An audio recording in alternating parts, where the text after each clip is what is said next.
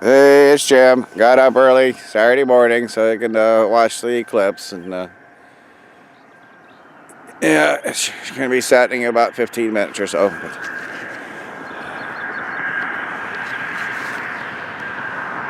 Clear sky. Eclipse should be right over there on the horizon, except for that fucking clouds. We've been right over there, right through those fucking clouds. Well, that's typical of Iowa. Whenever there's something cool to see in astronomy, the weather's gotta fuck everything up.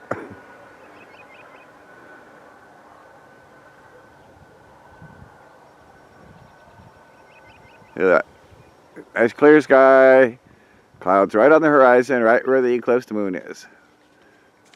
Oh well. It's umbrified. It's umbrified. You know, I've been watching eclipses, don't want to admit for how many years so far, and I can honestly say I've never seen a totality looking like this. Have you, Will?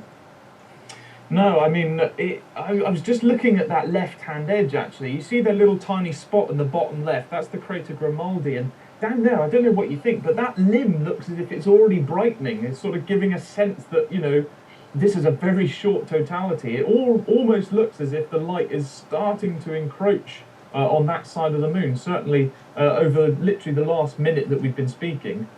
That's right. And considering totality lasts somewhere between 5 and 12 minutes, depending upon what reference source you use, it's the shortest totality of our lives, lunar totality anyway. You know, we can get moon totalities that are, we can and do get them that are under 2 minutes, but for a lunar eclipse, so I think Will is quite right. The moon's now fully into the umbral shadow, and yet the bottom left-hand side is already preparing itself to leave the umbral shadow, and so it's going to get that pre-leaving brightness.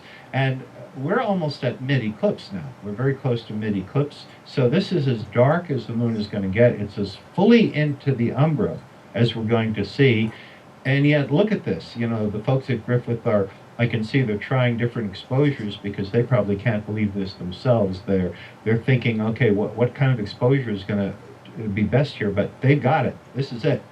And you can see a darker orange near the bottom. I'd say a yellow, maybe we could call that, near the top.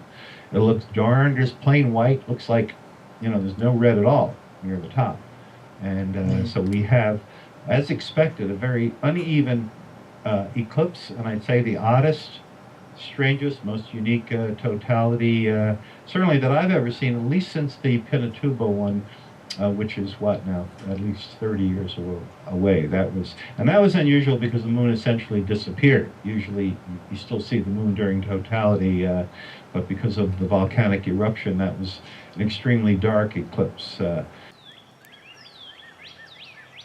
Otherwise, it should be a nice, beautiful Saturday.